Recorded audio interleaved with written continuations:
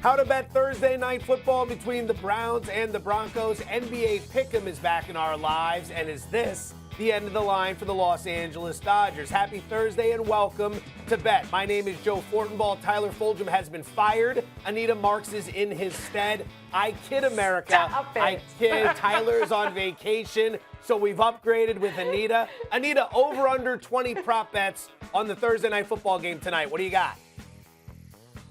You're absolutely right. I have a ton, and they're on their way. All right. Buckle up, America, because we've got a lot to get to in today's show. If you're looking for more coverage on the NBA, daily picks can be found on our YouTube page, youtube.com/ESPN Sports Betting. It's Thursday, so let's begin with the good word. Here's how it works. A statement is read. The first thought that comes into your mind, that first word, blurt it out. We'll write it down on the technology, and then we'll explain our answers. Anita, you ready? I'm ready. This is fun. Let's go. All right, let's start with college football. The total for Saturday's SEC showdown between the Ole Miss Rebels and the LSU Tigers is currently 76 points. I say infirmary.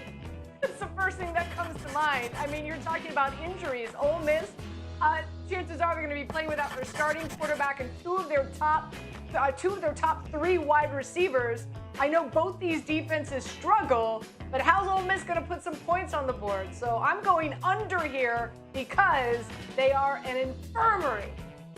Yeah, this is a tough one to try to handicap because Matt Corral, who's 2-1 to win the Heisman Trophy, the starting quarterback at Ole Miss, he's banged up. We're not sure if he's going to play. I am going to go with deja vu, which I'm probably now realizing is two words, not one word. I also realize there's some dots in here somewhere, so I'm just going to put them on top of every single letter so that hopefully I can say I got it right. Didn't we just see this last week with an Ole Miss football game? Ole Miss in Tennessee last week had a total of 82.5. It went way under. There were only 57 points scored in that game. Now we have another Ole Miss game with another monster total. Keep in mind the Corral injury that Anita brought up. That's very important here. LSU is off a 49-42 win over Florida last week. You got to wonder how much gas is left in the tank. Everyone looks at the LSU game. They see a ton of points. They look at Ole Miss. They think a ton of points. Sometimes it's better to zag when everybody else is zigging. Huge number.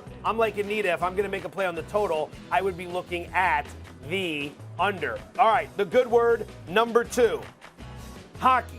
The Seattle Kraken, who originally opened at 100-1 to win the Stanley Cup, and then started the season at 50-1 to win the Stanley Cup, are now a little over a week into the season, 40-1 to win the Stanley Cup, Anita. I'm going with Mirage. And the big reason why is because your Las Vegas Golden Knights have put up an unrealistic expectation. Just because they own the Pacific Division right out of the bat doesn't mean that every other new team, first year in the NHL, is going to do the same. So the word that comes to mind is mirage out in the desert. No way is it happening. I would not lay a cent on this. All right, I hear where you're at. Mirage right across the street, the fantastic volcano show that you get every so often. I will be going with bridge. As in, if you like this price on the Seattle Kraken, I got a great bridge here in Las Vegas I would like to sell you as well because this is absurd. We're only a little over a week into the season. The Kraken are 1-3-1. They're not 5-0. They're not 8-1. They're 1-3-1, and their price is dropping. They have a -8 goal differential right now, which is the 4th worst in all the NHL. So I think it's wonderful that people are backing the new team, the new kids on the block, the underdog, go get them. But I really don't see it happening in the loaded West, especially with the start they're off to. This is not a good price. The good word, number 3. We move to the National Football League. Entering Week 7, the New England Patriots are still winless at home at 0-4. I'm going to go with ghosts because you think Sam Darnold saw ghosts as the starting quarterback for the Jets. Wait till you see what Zach Wilson's going to see this week, having to travel to Foxborough to take on a Bill Belichick defense at home at Foxborough after a very disappointing loss to the Dallas Cowboys in overtime. Maybe the word I should use is warlocks as opposed to ghosts. And of course, you know, it's October. I'm trying to play into the whole holiday theme, but man, this is an upset, angry Patriots team, defense, Bill Belichick, and I think they're going to take it out on Zach Wilson this week. Oh boy, I hate to be him. Completely agree. I'm going to play into that, lean into it, I should say. And I'm just now realizing I'm not exactly sure how to spell this word, but I'm going to go with reckoning. Reckoning. All right? The winless streak comes to an end this weekend against the Jets, but this is a reckoning for all the fans in New England who have been coasting on the Tom Brady Express for the last 2 decades. Guess what?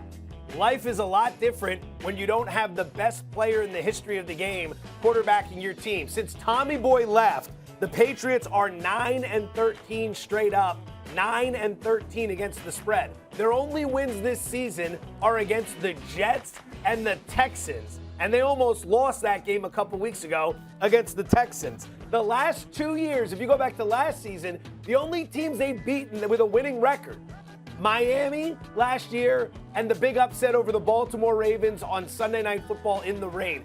That's it. That is it. 22 games since Tom Brady has departed. They have wins against 2 teams with a winning record. It's a reckoning in New England. You're starting to find out what life is like for the rest of us when we don't have a Hall of Fame quarterback. Now, speaking of football, let's turn our attention to the Thursday night pick'em. The story heading into tonight's game has been injuries. A injury report the length of the Las Vegas Strip between the Browns and the Broncos. So before we get to some picks, here's ESPN reporter Kimberly A. Martin on what to expect from the injury report tonight. Both the Browns and the Broncos need a win, but both teams are banged up. Odell Beckham, Browns wide receiver, is questionable for the game with that shoulder, but I'm told he will give it a go and try to play. Good news, Jarvis Landry, he's been activated off the IR list, so that's good for the Browns, who will have Case Keenum at quarterback, a guy who hasn't started since 2019. As for the Broncos, they will have Teddy Bridgewater. He's dealing with a foot and a quad, so as much as he will try to go, he's expected to play, he will be limited by his injuries. Thank you, Kimberly. Great stuff as always. Now, if we had a 5-hour show like election night, Kimberly could have actually gone through each and every injury. But this is a 30-minute show. You got to keep it tight, people. So here's what we're looking at right now. Beckham and Landry are going to play. Jedrick Willis out on the offensive line. Or no, he's in, excuse me. Baker Mayfield, Nick Chubb, Kareem Hunt all out. Jack Conklin's a big miss on the offensive line for the Cleveland Browns. So that's the key injury report. Let's pick the game. Anita, I'm coming to you first. Cleveland minus 1.5, total of 40. Side or total, what would your bet be here? Yeah, I like Cleveland here. And you just listed, we heard from Kimberly, you know, in regard to how many players on both sides are injured. But we know, Joe, it always comes down to the quarterback. And if you watch the video with Teddy Bridgewater earlier this week, stumbling, could not get off the podium after he spoke to the media. He's dealing with a foot and a quad injury, and he's going to be trying to throw the ball in 20-mile-per-hour winds, and he's got Myles Garrett and Davian Clowney coming after him. Meanwhile, on the opposite side of the ball, I love the combination of Case Keenum and Kevin Stefanski. These two guys go way back in Minnesota when Stefanski was his quarterback coach, and they have mastered play action. And oh, by the way, the Denver Broncos, one of the worst teams in the NFL, their secondary, their defense, against play action. So I'm on the Cleveland Browns side tonight. I think it comes down to quarterback play. I'll go one step further. I'll be surprised if we see Teddy Bridgewater last all 4 quarters. I think there's a chance we see Drew Lock come in. Ooh, interesting potential tease leading into the props that are coming up here. Wait, America, wait. We'll get to it. I would agree with you. I think there's value now in the Cleveland side. This line originally opened Browns -6, so if you're going to make a play, all the opportunity on Denver is long gone at this point. I'd also play the under here. That would be the bet for me at 40. Now, this was 42.5. It's come down to 40. It's moved through the key number of 42, so you're not getting the best of it. So maybe limit your wager size on this one. But keep in mind, we've got big-time win tonight. projected to be between 20 and 30 mile an hour. That can kill a passing game. That's number one. Number two, it's Thursday night. It's a short week, and you have two good defenses in this matchup. Denver's fourth in scoring defense this year. Cleveland is second in opponent yards per play. They've had their swings and misses defensively, but they're not bottom of the barrel units like we see from Kansas City and Tennessee. They should get some stops. And then third, and perhaps most importantly, all the star power that's out for this game. You take Baker Mayfield out of the equation. You take both of his starting running backs out of the equation. Banged up on both sides of the line. Ultimately, I think this game is going to be the classic quintessential rock fight. I will go under 40 points. Now, this is where I get very, very comfortable. I sit back in the chair, and I turn the show over to you, Anita Marks, the queen of the props. And if you at home have not seen it, go to ESPN Chalk. We put out our NFL column every week. Anita is killing the prop game this year. Prop queen, I bow to your supremacy. Lay it on us. What do you like? You know, again, and just to preface, you know, I pick my prop bets based on game script, how I envision this game to play out. And I teased it a little bit. I shared with you, I'm fading Teddy Bridgewater. Again, you know, I won't be surprised if he doesn't last all four quarters. So I'm going under in passing attempts at 31.5. I'm going under in pass completions, and also I'm going under 36.5 as his longest completion. Again, I'm fading. I think it's going to be a long, difficult night for him. Also, Tim Patrick getting only 16% share of the targets, and it's going to be a tough matchup. This Cleveland Browns secondary are quite good, so I'm going under 3.5 receptions for him. But I'm wearing the Javonte Williams t-shirt tonight for a reason. I think the rushing attack for Denver is going to have to be spot on in order for them to even give them a chance to beat the Cleveland Browns. So Melvin Gordon over 57.5 rushing and receiving yards total.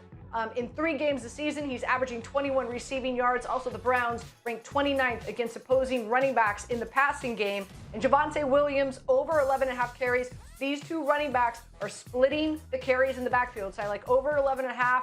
And I think, again, like I said, a larger commitment to rushing the football tonight for the Denver Broncos. That's just a few that I'm sharing with you tonight. I love it. I love the Bridgewater unders. Let me ask you a follow-up. How much of the Bridgewater unders are based on his injury and how much are based on the weather? Because those are two huge factors working in your favor on these bets. Well, one thing we know for certain, right, is that, and especially if you've been watching the pregame shows so far since they've been airing tonight, you've got the analysts that are up there and they've got all these rocks on top of their papers because their papers are trying to. What we know is that the wind is really difficult tonight. So 20 miles per hour, if not more.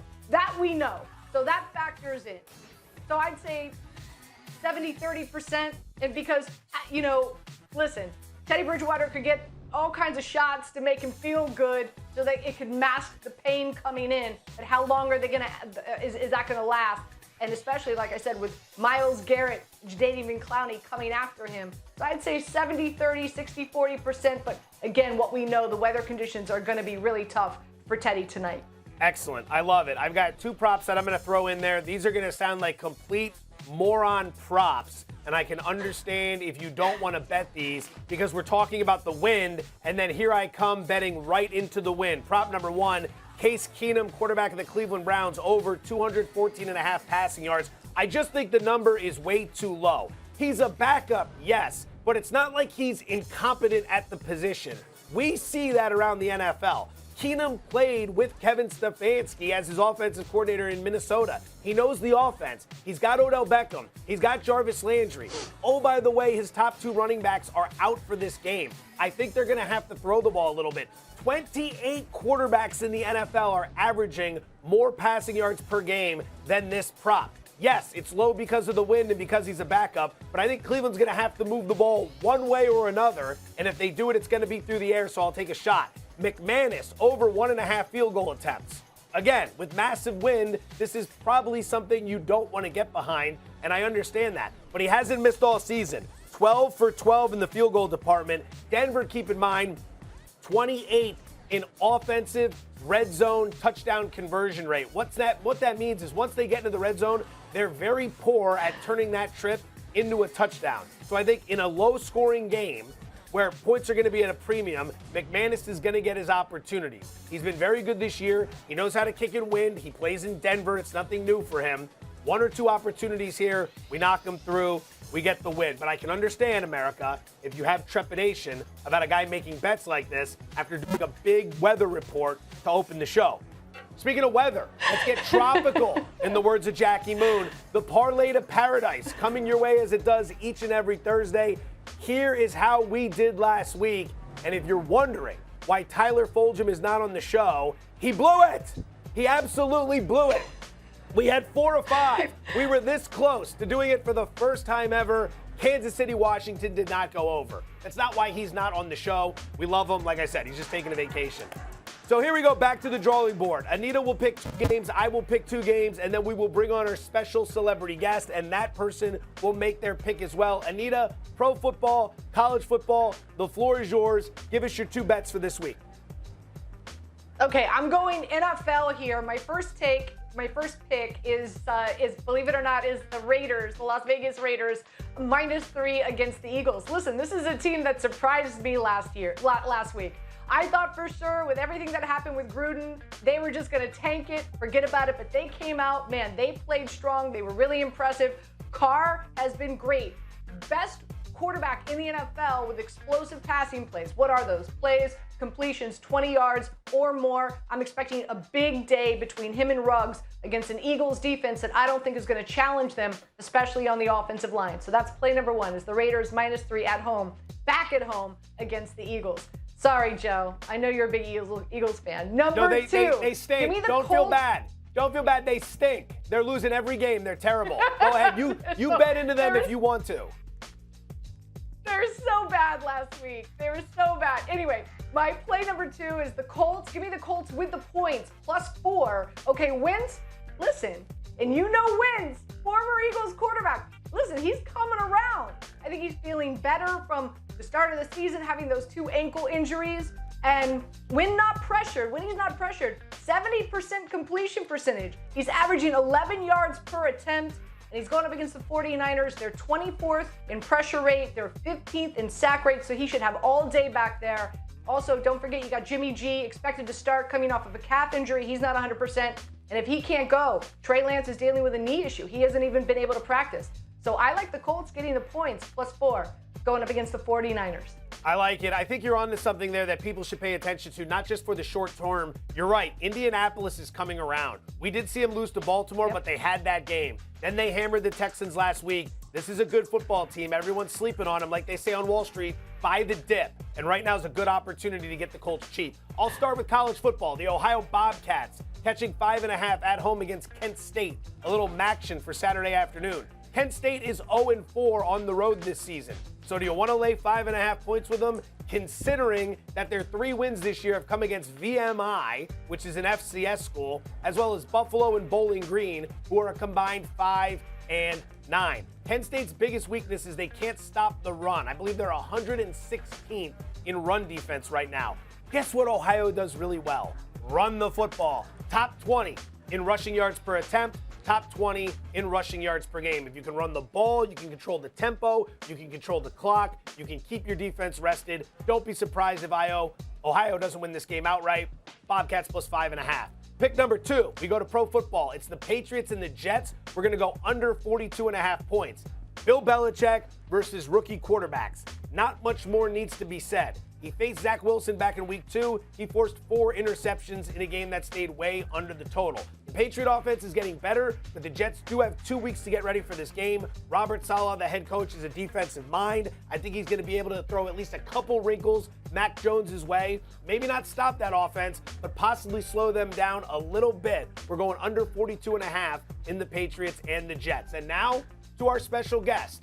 He's known for his radio work, but he also played a little bit of football back in the day. It's none other than wide receiver Keyshawn Johnson. Keyshawn, what do you...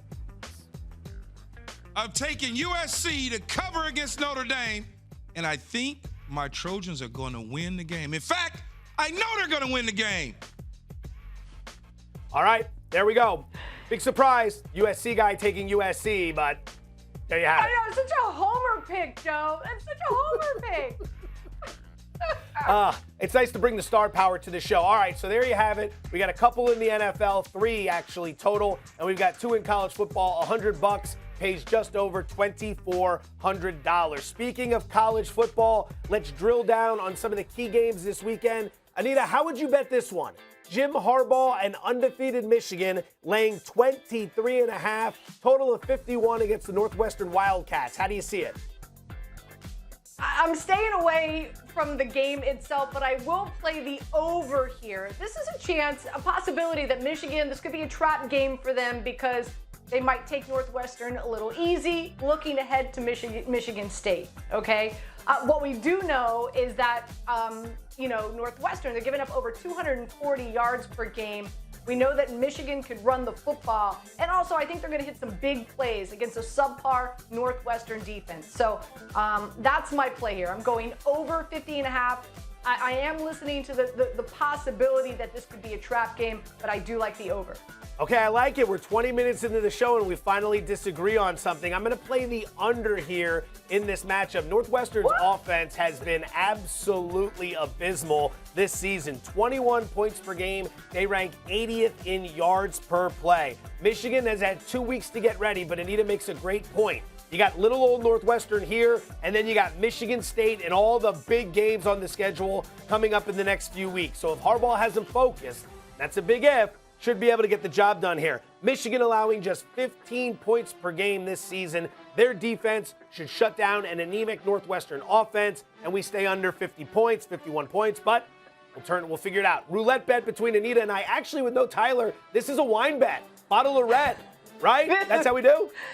This is a wine bet. Absolutely. All right. Wine bet number 1, bet number 2 for college football. Wisconsin, who has underwhelmed at every stage this season, is somehow laying 3.5 points. Total of only 40.5. They're at Purdue against the Boilermakers, who are off that huge win against Iowa. How do you see it? Yeah, listen, I'm not a big fan of Mertz. This is a Wisconsin offense. They're only averaging 20 points a game. Purdue's defense good against the run. So I'm going under here. So I like Purdue on the money line, and also I like the under. From what I understand, it's at 40.5 right now. So I've got actually 2 plays on this game. What say you, Joseph?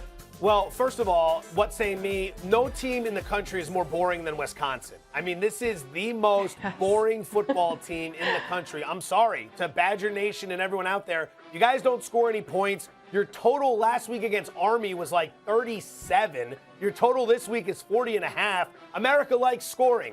I will take Purdue plus 3.5. This is a very treacherous spot coming off that Iowa win. There is an absolute real likelihood that Purdue comes out flat. But if they don't, they're catching 3.5 at home against a 3-3 Wisconsin team that is averaging 19 points per game. So Wisconsin's going to go on the road and try to cover 3 in the hook with an offense that doesn't score. Tall task. I got to worry about the letdown coming off the Iowa game. That's why the bet isn't on Parlay to Paradise. It's not one of my favorites, but I will take Purdue plus 3.5. Game number 3, let's go to the Pac-12. UCLA laying 1. Total of 60.5 against the Oregon Ducks. It's the Chip Kelly Bowl. How do you want to bet it? Yeah, listen, I don't know what to make of the Pac-12 this season. Very lackluster. It's kind of like, to me, this is a coin flip. I do think that the Ducks are a little bit better than UCLA, and I know that they're at the Rose Bowl, but hey, listen, is that really home field advantage? Let's be honest. No, it's not. So I'm just going to go with the team that I think is slightly a little bit better, and that's Oregon. That's how I'm playing it. Ladies and gentlemen, bottle of wine number 2. I will be on the opposite side here. Perhaps this could be a nice rosé for when we get ready for springtime, which is nowhere close to being right around the corner for you in Hoboken. Best of luck to you, Anita, with the upcoming winter. I like UCLA in the matchup. 2 teams that run the ball very, very well. They're both top 20 in the country in rushing offense. The difference here is the rushing defense. UCLA's top 15 in run D, Oregon's right around 50th. That's where UCLA is going to be able to make its money. The other key difference here is at the quarterback position. Dorian Thompson-Robinson for the Bruins continues to get better. He's making good decisions. He takes what the defense gives him, and he's been smart protecting the football. Anthony Brown for Oregon has been good in his own right. Don't get me wrong, I'm not here to disparage him, but he is completing less than 60% of his passes this season, and for his career in college football, 55% completion rate. That's huge when we're talking about a very big conference showdown where you're on the road and the spread is one single point. You're going to need to be able to make plays on third down. I'm not sure if I trust Brown and the Oregon offense to get it done. I will take the UCLA Bruins. Now, that is how you wrap a college football segment. This is how you start a Major League Baseball segment. The Los Angeles Dodgers, the little engine that could, is on the brink of elimination tonight after the Atlanta Braves shellacked them in Game 4 last night by a final score of 9-2. Here's the setup. The Dodgers are the favorite once again, but they're a small favorite, minus 135. Atlanta on the comeback is plus 125. Your total is 7.5. This could be the end of the line for the Dodgers, Anita. Is that how you want to bet it, or are you looking at the total or a prop here? No, listen, two bets I've got in this matchup, and that is I do believe that this is the end of the line. I like Atlanta on the money line. Max Fried, he has just been dishing it, right? 12 innings, he's only given up 2 runs. On top of that, Atlanta, best bullpen in the postseason. Bullpen combined 2.60 ERA. Meanwhile, the Dodgers, their bullpen, this is going to be their matchup. Can't even go to Scherzer. Apparently, he's got a dead arm. He couldn't even reach out and try to have him come in for an inning or two, even if you wanted to. Also, the Dodgers, no bueno against left-handed pitchers. Batting. I had to get it in, man. Yes. I had to get it in. 2.59 batting average against Southpaws. And of course, we saw Turner injure his hamstring last night. Not that he was doing much anyway. So I think this is the end of the line. I think Atlanta wins it tonight. And also, I like Fried. This is probably one of my favorite bets tonight. Fried, over 4.5 strikeouts. And you could get that at plus money. I'm with you. I'm going to play Atlanta tonight as well. I had him yesterday at a much better price. I'll follow it up again. I don't think they're scared of the Dodgers. I really don't. They've been doubted at every turn. Coming into this series, Atlanta isn't good enough. They don't match up. Well, they're up 3-1 in the series. Then they had the showdown with Scherzer. Well, they're not going to beat Scherzer. Nobody beats Max Scherzer. They beat Max Scherzer. Then they squared off against Walker Buehler. Well, Walker Buehler's the true ace of the staff. They're not going to get past him. They got past him. And then when they blew it in Game 3, and the entire world said, that's it, they're going to collapse, there's no coming back from that, they didn't just beat the Dodgers, they hammered them 9-2 and sent a real message. This team blew a 3-1 series lead against LA last year. I think in their mind, they should have been the World Series champs. I think in their mind, they should have won that series against the Dodgers, and now they're back for revenge. They feel that they're the better team. They believe. And as Ted Lasso has shown us, that is extremely powerful inside a locker room to be able to believe. And you mentioned the key factor. Max Fried is going for the Braves tonight. The Dodgers, as great as they hit, it's righties, not lefties. They hit the lefties worse than they hit the righties. Fried's been fantastic so far in the postseason. I'm with you. I'm going to play Atlanta. And now we get ready to have Joe Buck narrate the Tomahawk Chop for the next 2 weeks of the remainder of the baseball season. Let's close it out on the hardwood. NBA Pick'em is back in our lives as the season started this week. Let's start in Miami. The Heat opened as a small underdog in this game, but several key injuries. Drew Holiday's out for tonight. Brooke Lopez is out for tonight. Miami now laying 2.5, total of 222.5. Would you take the favorite here, or do you like the defending champion Milwaukee Bucks? I love Miami here, and I'm not just saying that because I'm from the 305, Joe. You know this. I have the Heat representing the East in the championship this year. That's how much I love them. This is their home opener, right down there, like a stone's throw from South Beach. Kyle Lowry makes his debut, and I'm really excited about this addition. He's going to make that offense really explosive. He's going to push the ball down the court. He's going to open things up as you talked about Holiday dealing with a heel injury. So I really like Miami here tonight. I think this is going to be a great home opener, and you're going to see what Lowry is going to be able to do for that Miami offense. Complete agreement. Milwaukee showed up for the ring ceremony. They blew out the Nets. Now they go on the road. I like the situation with a team making its debut like Miami is tonight against a team that's already played. I think the fire for Miami, pun intended, ends up getting it done. They cover the number. The Golden State Warriors laying 3.5. Total at 225.5. Hosting the Clippers. No Kawhi Leonard. How are you playing it? I like the Warriors a lot here, but my favorite prop bet is Jordan Poole over 17.5 points. 20 points last night, 4 of 11. Joe, he took 11 shots from downtown without Clay in the lineup. He's going to have a lot of opportunity. So over points for Poole. You brought that up on Daily Wager. I bet it while the camera was off me. I brought my phone up and bet it on set while the camera was off me. Love that wager. I'm going to play the Clippers in this matchup again. The Clippers making their debut. We saw the Warriors a couple nights ago. I think the Warriors are maybe a little overvalued after beating the Lakers. This Clippers team, even without Kawhi Leonard, gave Phoenix all it could handle last year in the playoffs. Don't sleep on them. She's Anita Marks. She's terrific. I'm Joe Fortenbaugh. I'm just here because I'm obligated. This is Bet. We'll see you Sunday morning.